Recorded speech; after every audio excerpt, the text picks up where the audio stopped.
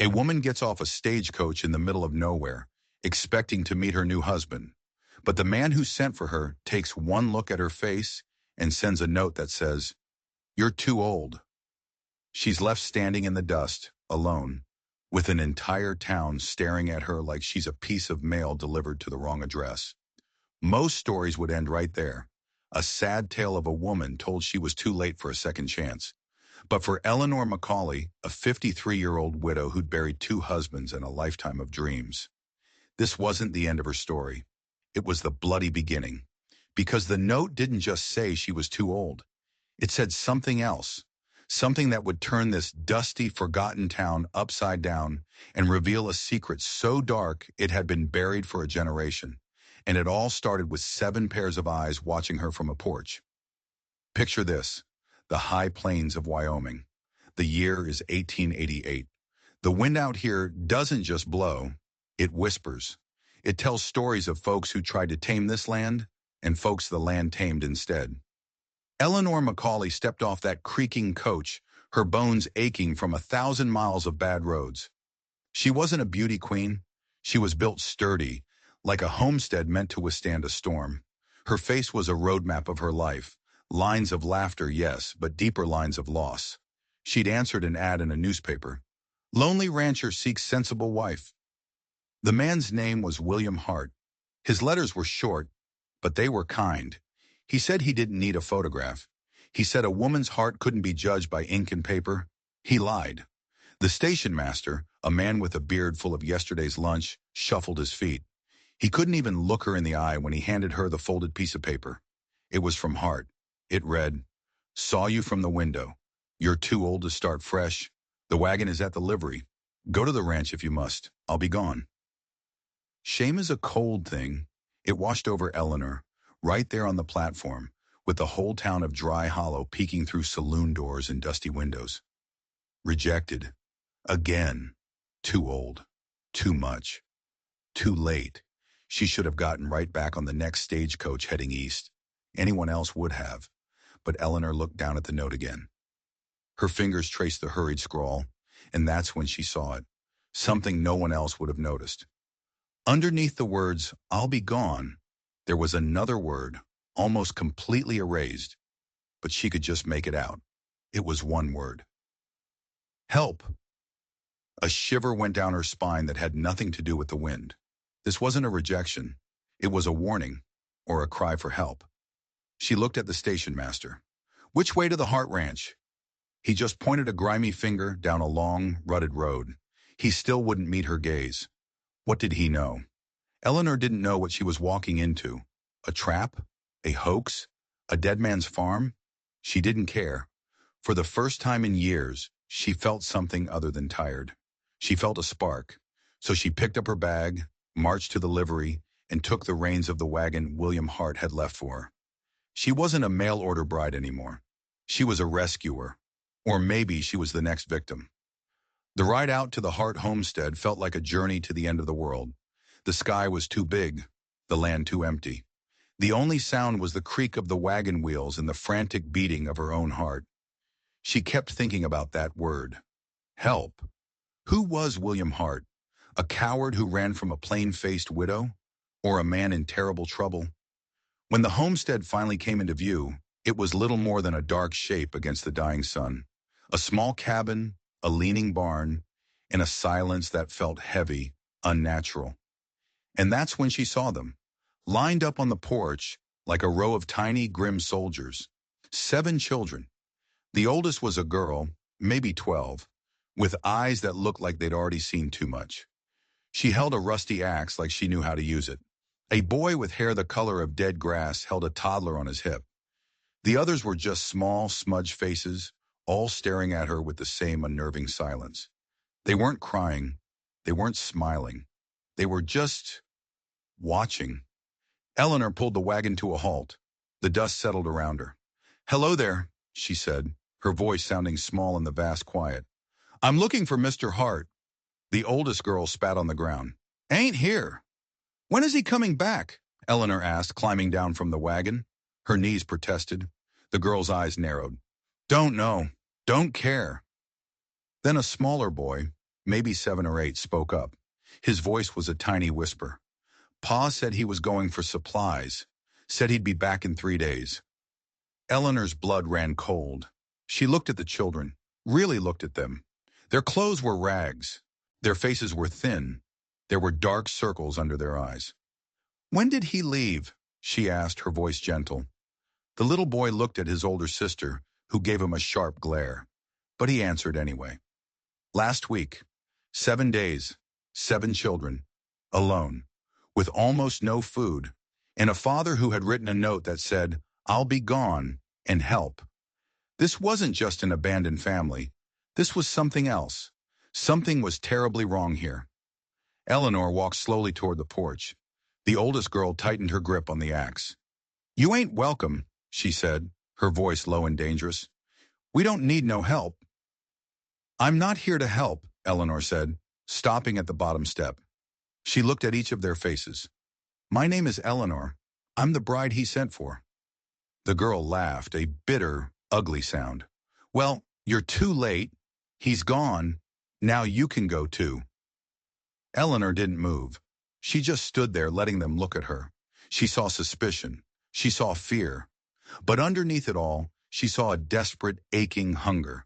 And then, the toddler on the boy's hip started to cry, a thin, weak wail that cut right through Eleanor's heart. Without thinking, she stepped onto the porch. The oldest girl raised the axe slightly. Eleanor ignored her. She walked right up to the boy and held out her arms. "May I?" she whispered. The boy, who couldn't have been more than 10, looked from Eleanor to his sister, his face a mask of confusion. Then he looked at the crying baby in his arms. He was just a child himself, trying to hold a broken family together. Slowly, hesitantly, he handed the baby over. The moment the child settled into Eleanor's arms, a strange feeling washed over her. It was a feeling she hadn't felt in a very long time. Purpose. She rocked the baby gently, humming an old tune from her childhood. The crying softened, then stopped. The baby looked up at her with big, curious eyes. The other children just stared. The axe in the oldest girl's hand lowered just a fraction. But that wasn't the strangest part. As Eleanor held the baby, she felt something hard tucked into the back of its swaddling clothes. She carefully worked it free without anyone noticing. It was a small, leather-bound book, a diary, and on the first page, in a woman's elegant handwriting, were the words, "My husband is not the man he says he is. If you are reading this, I am already dead, and he is coming for the children." The name on the diary was Sarah Hart, William's first wife, the one he told Eleanor in his letters had died of a fever 2 years ago. Eleanor's hands trembled. He is coming for the children. Coming from where? Why? She looked at the 7 small faces watching her. Were these even his children? She tucked the diary into her dress pocket, her mind racing. This changed everything. William Hart wasn't just a coward who abandoned his family. He was a liar, and maybe a murderer. The oldest girl, whose name she learned was Martha, watched her with an unnerving intensity. "What you got there?" "Nothing," Eleanor said quickly. Too quickly. Martha didn't believe her. Eleanor could see it in her eyes. This girl was a gatekeeper, and she had just failed the first test. "You need to leave," Martha said again, her voice flat. "We can take care of ourselves." Right then, a small boy stumbled and fell, his cry sharp and pained. He had a deep gash on his knee. Before anyone else could move, Eleanor was there. She tore a strip from her petticoat, cleaned the wound with water from her canteen, and bandaged it with a gentle, practiced touch. The boy looked at her with wide, grateful eyes. Martha just watched, her expression unreadable. That night, Eleanor didn't sleep in the cabin. She wasn't invited. She slept in the barn, on a pile of hay that smelled of dust and decay. She kept the diary clutched to her chest, her mind a whirlwind of questions. Who was Sarah Hart? How did she die?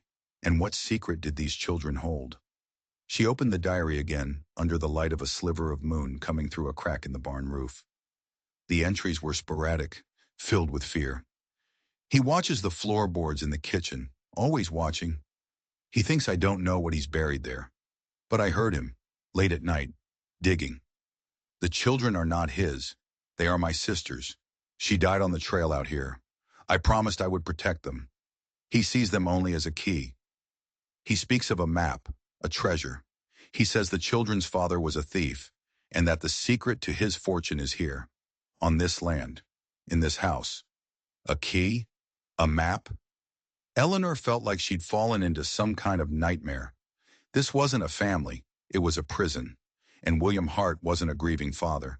He was a jailer. The next morning, she walked into the cabin as if she belonged there. She started a fire, found the last of the cornmeal, and made a thin, watery mush. The children watched her, silent. Martha stood by the door, the axe still leaning against the wall beside her. Eleanor knew she had to win them over, especially Martha. "Your mother," Eleanor began, her voice soft. "Sarah. She must have been a wonderful woman to raise such strong children." Martha's head snapped up. Her eyes flashed with something Eleanor couldn't read. Anger? Grief? "She wasn't our mother," Martha said coldly. "Our real ma and pa died in a river crossing. Aunt Sarah took us in." So the diary was true. "And William?" Eleanor pressed gently. "Was he good to her?" Martha's face hardened into a stone mask. "He was her husband." The answer was so empty, so full of things unsaid, that it confirmed all of Eleanor's fears. Sarah Hart had lived in terror, and these children were her last line of defense. "He's coming back," Eleanor said, looking directly at Martha. "Isn't he? That's why you're so afraid." Martha didn't answer. She just stared at the kitchen floor, right at the spot Sarah had mentioned in her diary, the spot where William Hart had been digging. What was under those floorboards? Suddenly, the youngest boy, Samuel, pointed out the window. "Ryder coming!" Eleanor's heart leaped into her throat. Was it Hart? Was he back already? She rushed to the window, the children crowding behind her. A lone figure on a horse was approaching, moving slow and steady. It wasn't the large, broad-shouldered man described in the letters. This man was leaner, wearing a worn duster and a low-brimmed hat.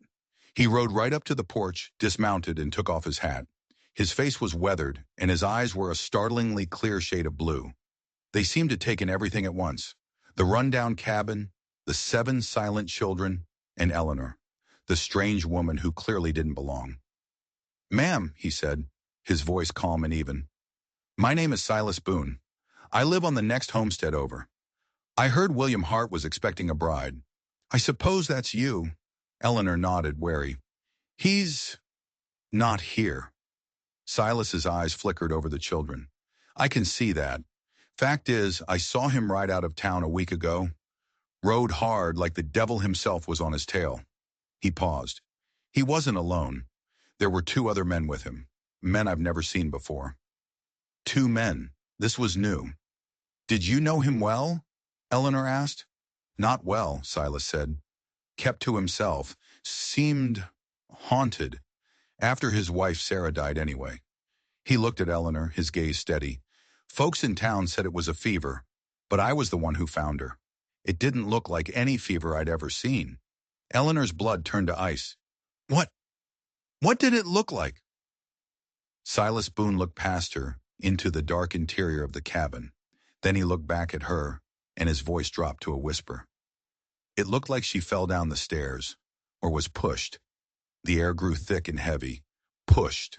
The word hung there, an accusation that confirmed the frantic scribblings in the diary. Eleanor stared at Silas Boone. Who was this man? A concerned neighbor? Or someone with a deeper connection to this mess? In a place this empty, you didn't just happen to be passing by. "Why are you here, Mr. Boone?" she asked, her voice more direct than she intended. His gaze didn't waver. "Let's just say I had my own questions about William Hart. And seeing you here, with these children, it seems my questions were the right ones." He gestured toward the town. "Folks are whispering. They know Hart is gone. They know these kids are here alone. The town council is already talking about sending for the orphanage." The orphanage. The word was a slap in the face. Eleanor knew what that meant. Cold floors, thin blankets, and being separated from the only family you had left. Martha's eyes widened in panic, and she instinctively pulled one of the younger children closer. "No," Eleanor said, her voice a low growl. That's not happening. Silas raised an eyebrow. It's not your decision, ma'am. You have no legal claim to them. Or this land. He was right, and she knew it. She was a stranger, a rejected mail-order bride. In the eyes of the law, she was nothing, but she had the diary. That night after Silas left, with a promise to return with supplies and a warning to, watch your back, Eleanor made a decision. She had to know what was under the floorboards. Once the children were asleep, huddled together for warmth on the cabin's only mattress, Eleanor took a candle and a rusty crowbar she'd found in the barn. She knelt on the rough wooden floor of the kitchen. The floorboards Sarah had mentioned were slightly different from the others. The nails were newer. The wood was scuffed from being pried up before. Her heart pounded in her chest as she worked the crowbar into a seam. The wood groaned in protest. It was slow, agonizing work. Every creak, every scrape echoed in the silent house, making her jump at shadows. Finally, one of the boards came loose. She peered into the dark, musty space below. The candlelight flickered, casting long, dancing shadows. At first, she saw nothing but dirt and cobwebs. Then she saw the corner of something, a small metal box. With her breath held tight in her chest, she reached down and pulled it out. It was heavy and locked. There was no key. Frustration and fear warred inside her. She had to get it open. She took the crowbar and slammed it against the lock. The noise was deafening. One of the children stirred in their sleep. Eleanor froze, her body rigid, until the house was silent again. She struck it again. And again. On the fourth try, the lock broke with a loud crack. She lifted the lid. Inside there was no treasure, no gold, no money. There was just a stack of letters, tied with a ribbon, and a single tarnished silver locket. She opened the locket first. On one side was a tiny, faded portrait of a beautiful woman with sad eyes, Sarah. On the other side was a picture of a handsome, smiling man. It wasn't William Hart. Eleanor's hands shook as she picked up the letters. They were love letters, passionate, secret letters written to Sarah. They spoke of a plan to run away, to escape her cruel husband. They were all signed with the same name, the name of the man in the locket, the man who had promised to save her. And at the bottom of the last letter, a hastily scribbled postscript. I will come for the children. I will use the name Silas Boone. Trust no one else. The world tilted on its axis. Silas Boone, the kind neighbor, the man with the honest blue eyes. He wasn't just a neighbor. He was Sarah's lover, the man she was supposed to escape with. And he had been lying to Eleanor from the moment he set foot on her porch. Her mind raced, trying to piece it all together. Was he here to save the children, as the letter promised? Or was he here for the same thing Hart was, the mysterious treasure their real father had supposedly hidden? Was his kindness a performance? Was he just using her to get closer to whatever secret this homestead held? The trust she had started to feel for him curdled into cold suspicion. She put the letters and the locket back in the box, pushed it deep into the dirt under the floor, and replaced the board. She had to pretend she knew nothing. She had to watch him. Every word, every move. When Silas returned the next day with a sack of flour and some salted pork, his smile seemed different to her now. It looked practiced. His concerned questions about the children felt like an interrogation. You're doing a good thing here, Eleanor, he said, setting the supplies on the kitchen table. But you can't do it alone. The town council is meeting this afternoon, led by a particularly nasty woman, the widow Langston. They're going to vote to have the children removed. Why does she care so much? Eleanor asked, her voice carefully neutral. Silas shrugged, but his eyes were sharp. The widow has been trying to buy this land for years. Says the creek that runs through it is the key to irrigating the whole valley. Hart refused to sell. With him gone, and no legal heir, the land goes to the county, and she has the council in her pocket. So it wasn't just about the children, it was about the land and water. In a place called Dry Hollow, water was more valuable than gold. This was a new piece of the puzzle. But did it make Silas more or less trustworthy? Was he fighting for the children's birthright? Or was he trying to secure the land for himself? What can I do? Eleanor asked, playing the part of the helpless woman. Let me speak for you, he offered, his expression earnest. I can tell them you're a decent woman, that you plan to... to make a life here. The implication was clear. He wanted them to see her as a permanent fixture, perhaps even as a future Mrs. Boone. It was a clever move, but was it for her benefit or his? All right, she agreed, her heart pounding. Speak for me. Later that day, as Silas rode to town, Eleanor searched the cabin. She had to find this map that Sarah's diary mentioned. If Hart was after a treasure and Silas was after the land, the map was the one thing that connected them all. She looked everywhere. In drawers, under the mattress, in the chimney flue. Nothing. The children watched her, their faces etched with worry. They knew something was wrong. Martha followed her from room to room, her shadow a silent accusation. "What are you looking for?" Martha finally asked, cornering her by the cold stove. Eleanor took a breath. She had to take a risk. She had to trust someone. And these children were at the heart of it all. She looked Martha straight in the eye. "I'm looking for something your Aunt Sarah hid. Something to protect you. A map." Martha's face went pale. "There is no map," she whispered, her voice trembling. She was lying. Eleanor could see it. "Martha," Eleanor said, her voice soft but firm, "William Hart is a dangerous man. Silas Boone, I don't know what he is, but I know your aunt wanted to protect you. Help me do that." Tears welled in Martha's eyes. She looked at her younger siblings huddled in the corner. She was just a child, carrying a burden that would have crushed most adults. Finally, she seemed to make a decision. She didn't say a word. She just walked over to the large stone fireplace that dominated the main room. She reached into the shadows of the hearth, pulling at a loose stone near the bottom. The stone came free, revealing a dark, hollow space behind it.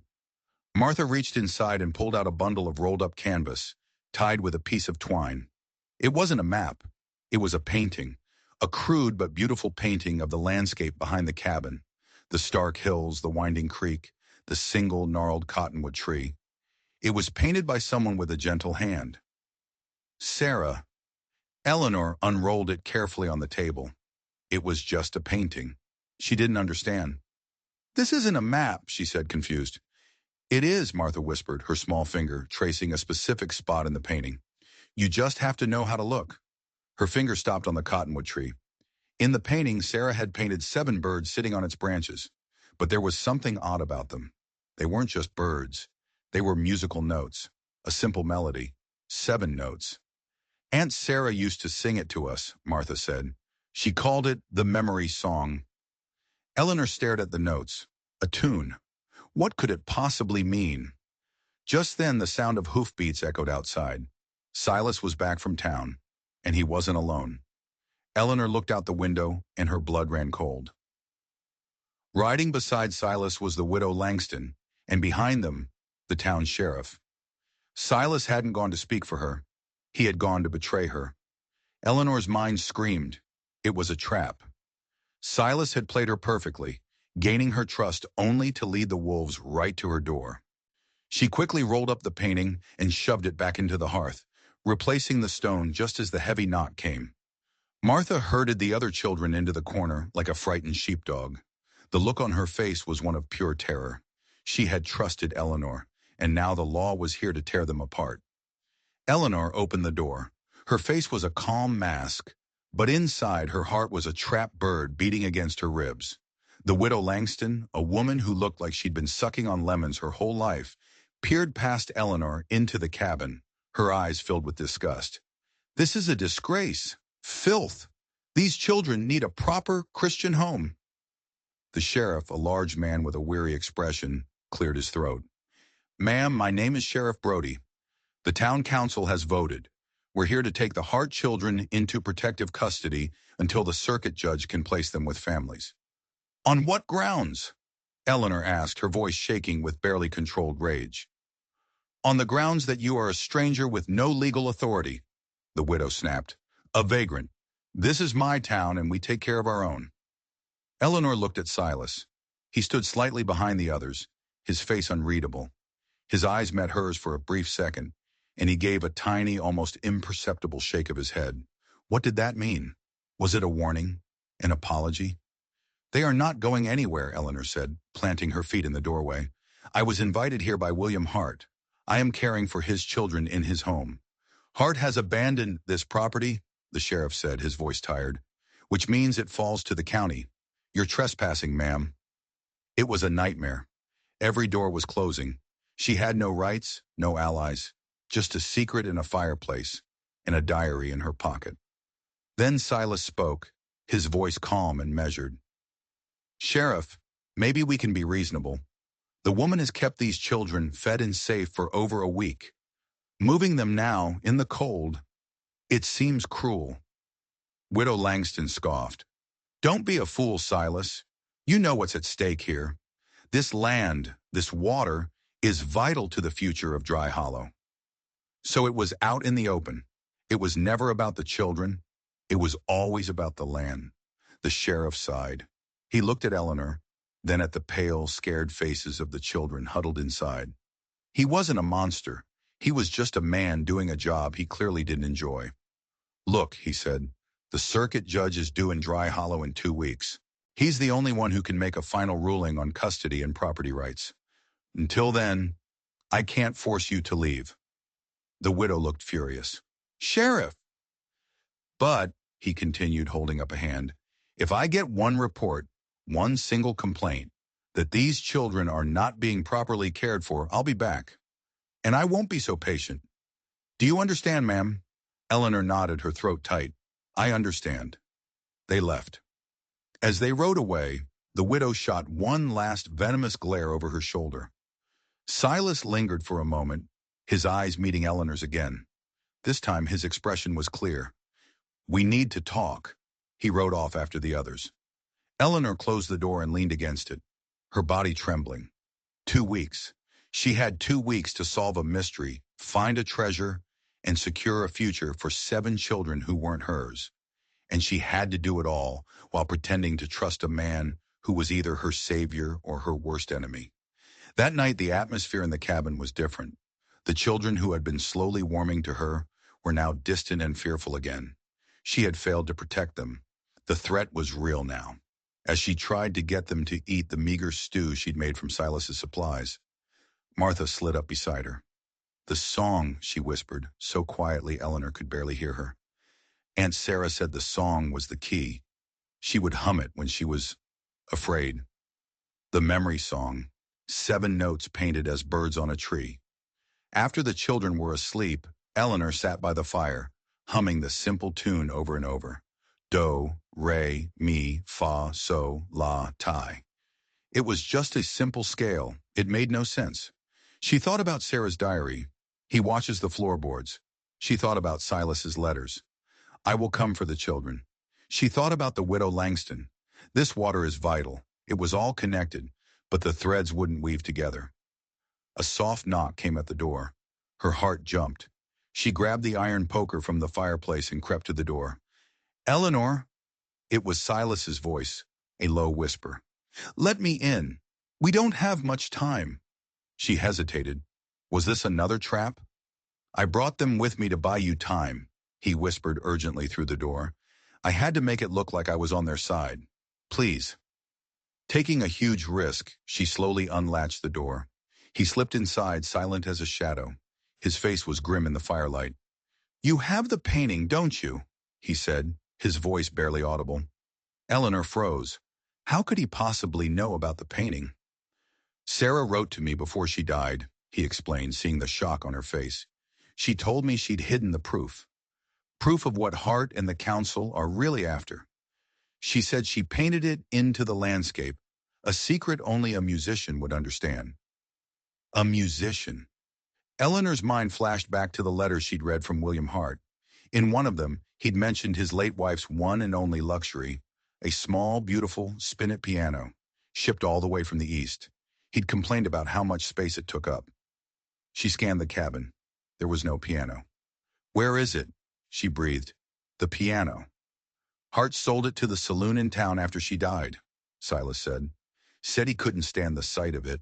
The memory song. It's not just a song, Eleanor. It's the combination. Combination to what? And then it hit her. The treasure wasn't gold. The secret wasn't a map. It was the proof. Proof of a crime. A crime the whole town was trying to keep buried. But before she could even process this, Silas held up a hand. Shh. He'd heard something, a faint sound from outside, the snap of a twig, the crunch of boots on dry earth. They weren't alone. Silas peered through a crack in the window shutters. His body went tense. "It's Hart," he whispered, his voice tight with disbelief and fury. "And he's not alone. He's with the widow's men." William Hart was back, and he was here to claim what was his. Panic, cold and sharp, seized Eleanor. Hart was back. The monster from Sarah's diary was outside her door. "The children," she breathed, her first thought for the 7 sleeping bodies in the corner. "Get them to the root cellar," Silas hissed, already moving toward the back of the cabin. "There's a trap door under the rug by the hearth. Go. Now." His movements were swift and sure. This wasn't a simple rancher. This was a man who knew how to fight, how to survive. The man from the letters, the man who had promised to protect them. For the first time, Eleanor allowed herself to believe it might be true. She woke Martha first, her hand clamped gently over the girl's mouth to stifle her scream. "Your uncle is here," she whispered. "We have to hide." The terror in Martha's eyes was all the motivation she needed. Together, they woke the other children, whispering urgent commands. They were scared, but they were used to being scared. They moved silently, their small feet barely making a sound on the wooden floor. Silas pulled back the worn rug, revealing the iron ring of a trapdoor. He lifted it, exposing a dark, earthy-smelling hole. One by one, Eleanor and Martha lowered the children into the darkness. "Stay here. Do not make a sound. No matter what you hear," Eleanor commanded, her voice a fierce whisper. "Do you understand?" They nodded, their faces pale in the faint light. She closed the door over them, pulled the rug back into place, and stood up, her heart hammering against her ribs. Outside, a man's voice, rough and angry, shattered the night. "I know you're in there, woman. You and my children. Open this door." It was William Hart. Silas stood by the main door, a long-barreled pistol now appearing in his hand, as if from nowhere. "He won't get in," he said, his voice grim. "What's the plan, Silas?" Eleanor asked, her own voice surprisingly steady. "He wants the painting. It's not a map to a treasure," Silas explained quickly. "It's a deed. Sarah's father was a wealthy land surveyor. He bought this entire valley before anyone knew it had a permanent water source. He left it all to Sarah. Her name is on the deed, hidden inside that painting. Hart can't sell the land without it, and neither can the widow." So that was it. The entire town in on a scheme to steal a dead woman's land from her orphaned nieces and nephews. "And the memory song?" Eleanor asked. "It's not just the combination," Silas said, his eyes fixed on the door. "Sarah was clever. Her father taught her cryptography. The melody, it corresponds to letters. It spells a name. The name of the witness to her father signing the deed. The one person who can legally verify it's authentic." Suddenly, there was a loud crash as the front window shattered. A rock flew through, landing on the floor. "Last chance!" Hart bellowed from the darkness. Silas didn't flinch. "Eleanor, the piano in the saloon. You have to get to it. You have to play that song." "How?" "They're all out there. They're focused on the cabin, the back window. Go through the creek bed. It'll give you cover all the way to town. Find the sheriff.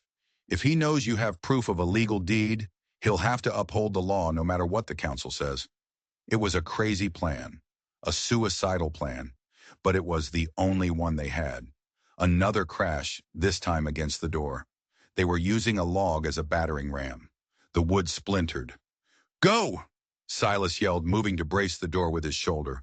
"I'll hold them off as long as I can." Eleanor didn't hesitate.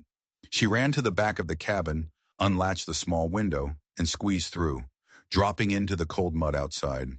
The sounds of the assault on the cabin, shouting, the thud of the log, the splintering wood, filled the air.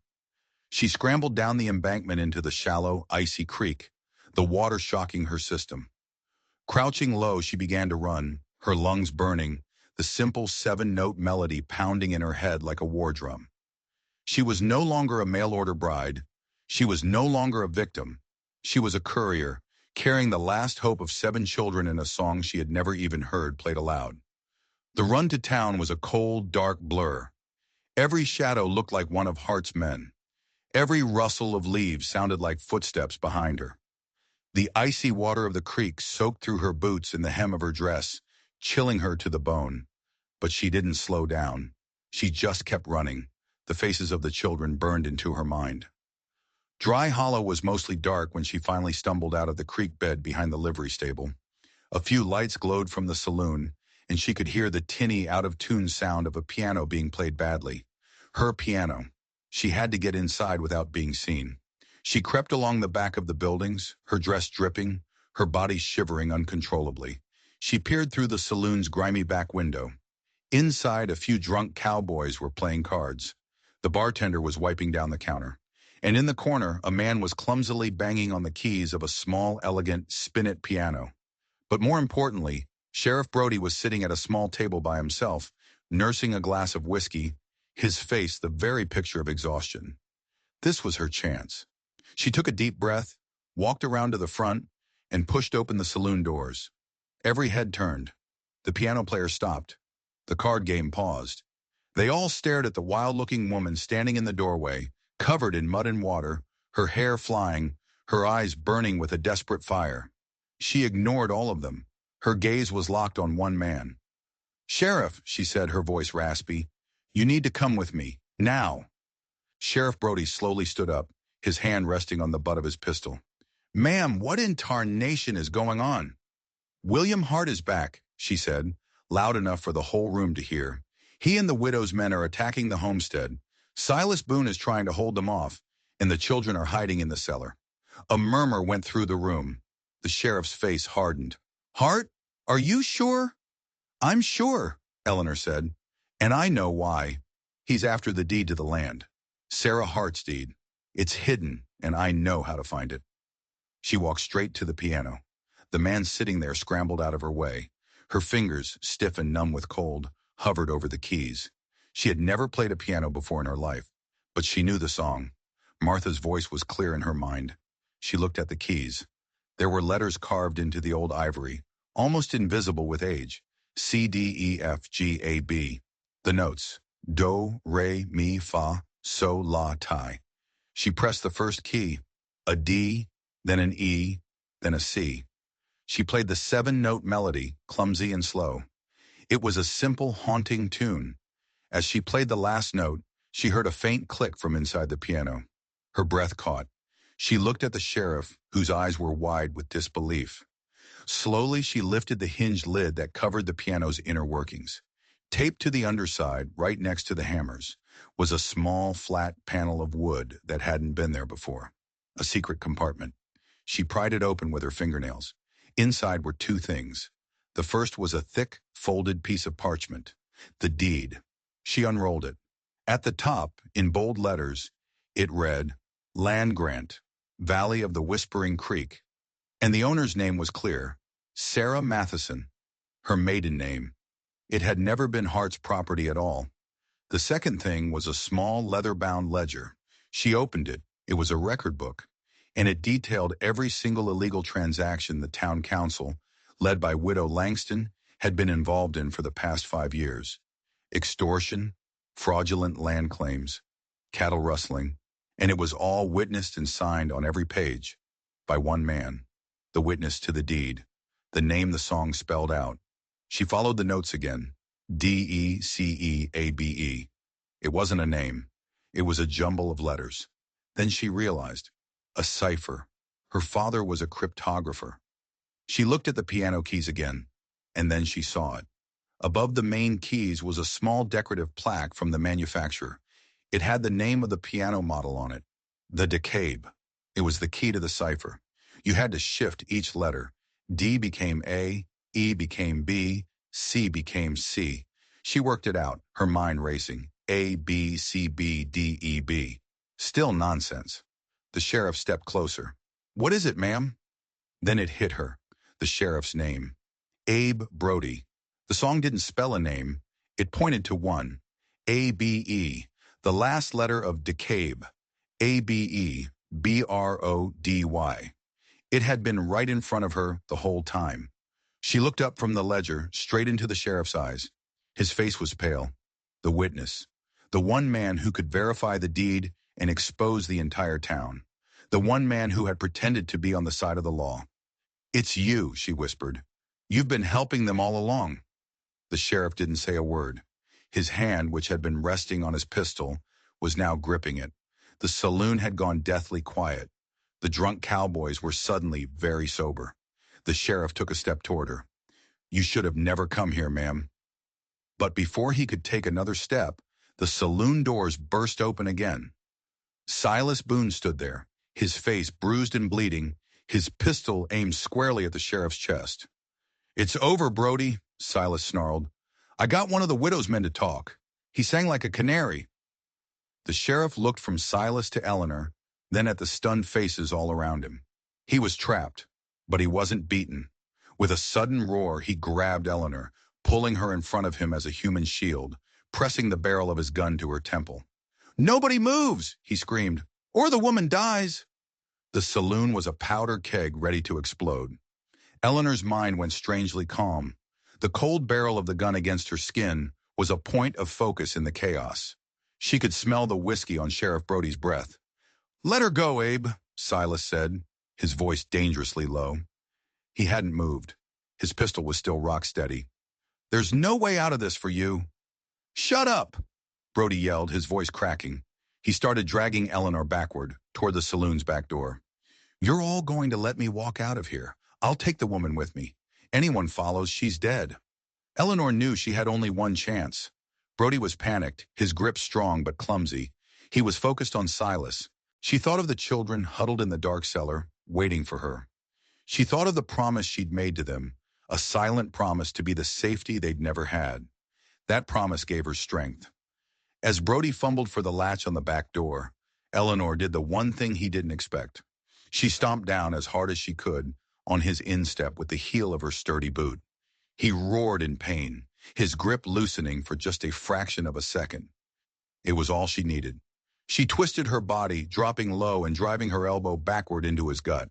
The air rushed out of him in a surprised grunt. The gun at her temple wavered. She broke free, scrambling away on the sawdust-covered floor. Silas didn't hesitate. The moment Eleanor was clear, a single shot rang out, deafening in the enclosed space. Brody crumpled to the floor, clutching his shoulder, his gun clattering across the room. It was over. The aftermath was a whirlwind. Silas, with the help of a few now brave townsfolk, rounded up a very surprised Widow Langston and her men. William Hart was found tied up in his own barn. Silas had dealt with him before coming to town. It turned out Hart was just a pawn, a desperate man who had married Sarah for her land, killed her when she wouldn't give it to him, and then been blackmailed by the widow and the sheriff, who knew his secret. They had promised him a cut if he could get the deed. The note he'd left for Eleanor wasn't a warning, it was a threat he'd been forced to write. The ledger Eleanor found was the key to everything. It unraveled the whole conspiracy. With the sheriff and the council exposed, the town of Dry Hollow had to face a reckoning. The circuit judge arrived 2 weeks later to a town in turmoil. But the case of the Hart children, as they were still known, was surprisingly simple. The deed was ironclad. The land, the house, the water rights, it all belonged to Sarah, and therefore passed to her next of kin, her sister's 7 children. They were no longer orphans. They were landowners, but they still needed a guardian. In the judge's dusty makeshift courtroom, he looked at Eleanor. "Ma'am," he said, "you have no legal relation to these children, but it seems you are the only person who has consistently acted in their best interest. They seem to have chosen you." He looked over at the 7 children, lined up on a bench.